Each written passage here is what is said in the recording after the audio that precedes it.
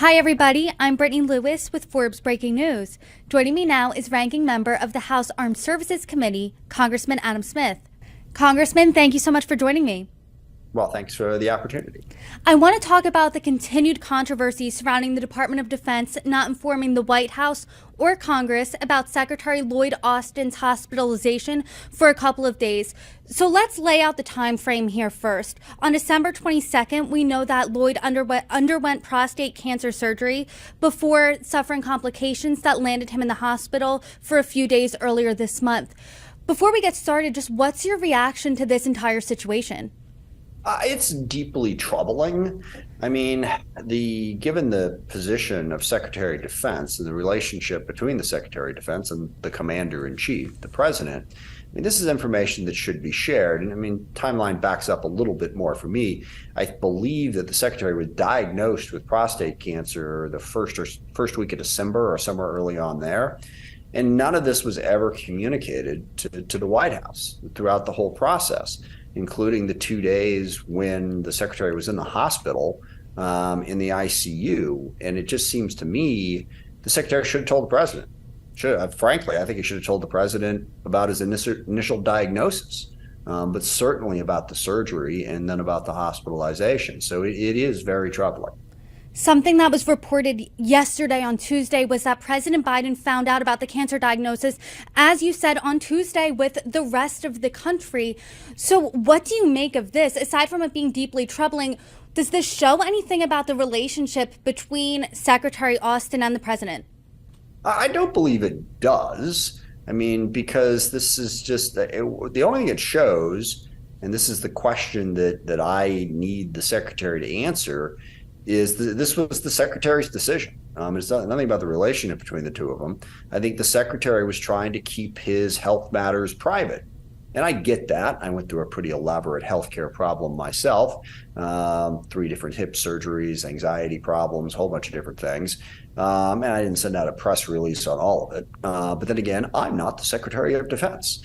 I don't have the authority to say, yeah, drop that bomb.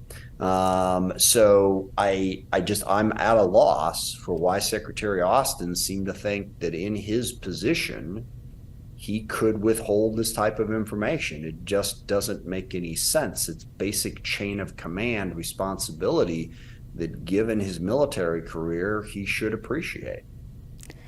I do want to zoom out for a second here. What does this indicate about their frequency of communication between the Commander-in-Chief and the Secretary of Defense? Does this indicate that they're not talking every day? Well, I don't. Well, I would be really surprised if they were talking every day. I don't think it really says anything about their level of communication. I mean, look, step back from it for a second. Secretary Austin is doing an outstanding job as Secretary of Defense. He is the point person who has organized the coalition response to the Russian invasion of Ukraine. He, on a regular basis, meets with the 53 partner nations that are working with us to supply Ukraine and help defend them. And he's done an incredible job at that. And he has certainly been in regular communication with the White House and coordinated that effort. There hasn't been any distance between Secretary Austin and Secretary Blinken, the president, Jake Sullivan, any of those folks on that, or on Israel for that matter, where Secretary Austin has also played a key role in trying to keep the conflict from spreading and advising Israel. So all available evidence on substantive policy is that the president and the secretary are in close communication. But on this, relatively private matter that also has clear implications for the job, for some reason he just didn't communicate, and he should have. I do want to talk about those implications on the job because, as you mentioned, as you laid out, there are multiple wars, there are multiple situations in different regions throughout the world that he has a huge hand in. So what are the implications here? How troubling is it that he withheld this information to the president in regard to the different wars going on in different regions? It's very troubling. I mean, the Secretary of Defense, as I alluded to earlier, has specific authorities. There's a lot of legalese here, and I don't understand all of the details, but within any, operational situation, there's a determination of at what level does this decision need to be made. And a number of those decisions are made at the Secretary of Defense level. to decide to hit a particular target, to move forces in a particular direction. And if the Secretary of Defense is not operational and needs to delegate that, well, then that moves down to somebody else. And that's a key factor. If the president is, having a conversation with his national security advisor about whether or not to move on a target, one of the first calls would be to the person who has the power to make the Secretary of Defense decision. Normally the Secretary of Defense, unless the Secretary is incapacitated, then it moves down to the Deputy Secretary of Defense. But that's the kind of thing that the National Security Advisor and the President need to know right when it happens. So yes, it is a big problem. I know you said one of the big questions you have is why Secretary Austin withheld this information, but I want to read you part of a joint statement you released with Chairman Mike Rogers.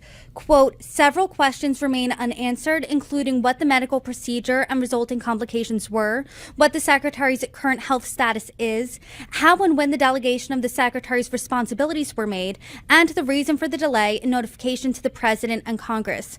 Have you received, in your opinion, adequate answers to any, some, or all of these questions?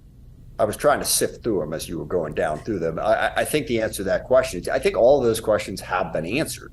We now know what the procedure was. We know what the complications were. We know when the notification did and didn't. I'm pretty sure all of those questions have been answered. But again, the one question that hasn't been answered that I think is really important for Secretary Austin's role as the Secretary of Defense going forward is, what is his understanding of the job if he thought this was acceptable to not notify the president about these rather crucial factors in his medical health that impacted his ability to do the job? I mean, does he have some understanding of this job that I'm not aware of? So that question needs to be answered, because again, to me, in this position, if you have any kind of significant health problem, I mean, your first phone call is to your wife, your second phone call is to the president. Okay. And that just has to happen so that the president knows the capabilities and the health of one of his key military advisors. The White House Chief of Staff is reportedly implementing different procedures and policies to make sure that something like this doesn't happen again. But you're in Congress. Can Congress ensure that this doesn't happen again? What can you guys do? Well, nobody can ensure that this doesn't happen again. I mean, individuals make the choices that they make. I think certainly on the presidential side, they can make clear, this is the policy. Now, again, as far as I'm concerned, that policy was pretty clear to begin with. I mean, I don't know exactly what it says. I don't know if there's a manual somewhere that says, if you get ill, please notify the president. But the chain of command, pretty straightforward. Okay. So I'm pretty sure it was fairly clear. I mean, they're emphasizing, and I assume for Secretary Austin's benefit. But no, I don't think there's anything Congress could do. This isn't a law. This is a matter of how the White House operates, and again, how the chain of command operates between the commander in chief and the Secretary of Defense. The White House reportedly expressed confidence in Austin over the weekend and reportedly is not considering firing him. Do you have confidence that Secretary Austin can complete this job? I have confidence, absolutely, that Secretary Austin can complete this job. No doubt about that at all. As I said earlier, in terms of his skill set, frankly, what I'm worried about is the implications for the president. The president needs to have confidence across the world and across the country.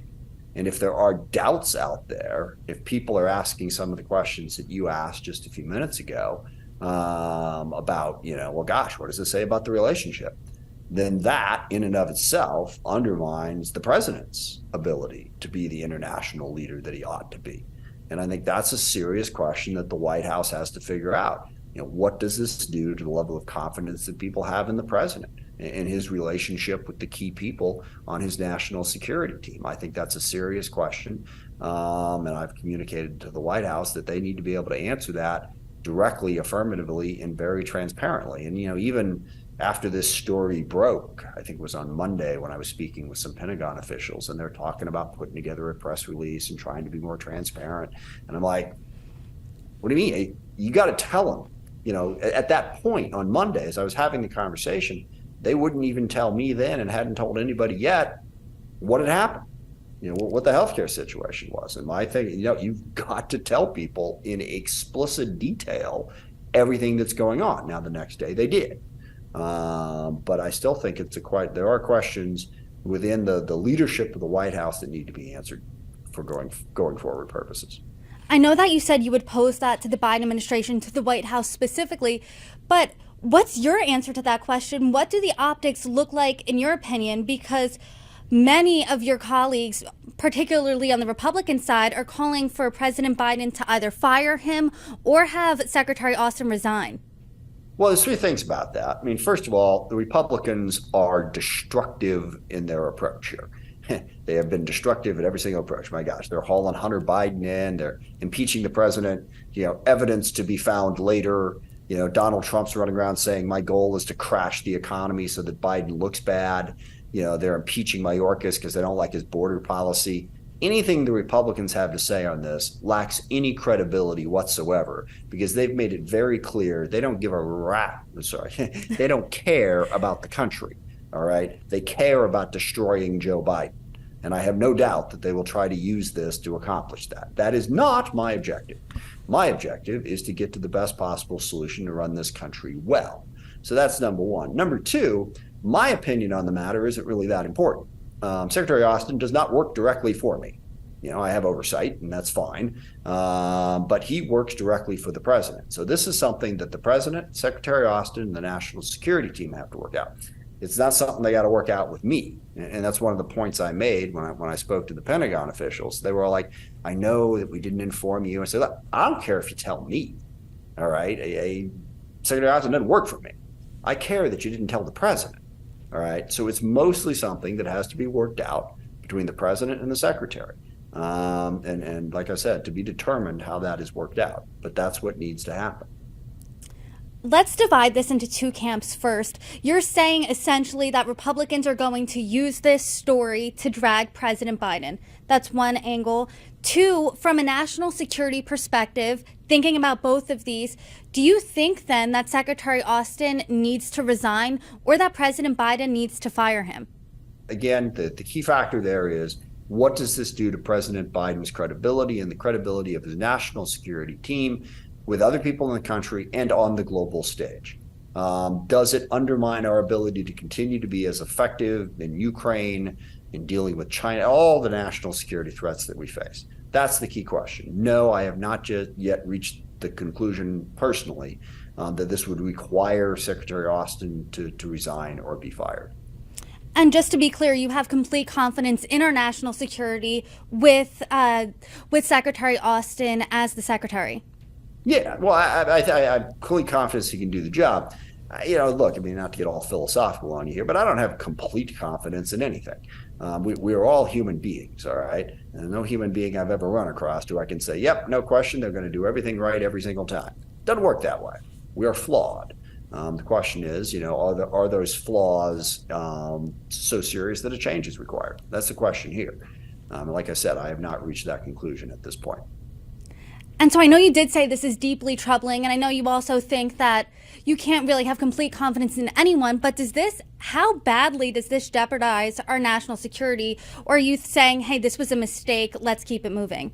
Yeah, well, that's what I'm trying to figure out. I think clearly it was damaging to the president and damaging to the national security team. How damaging? I don't know exactly.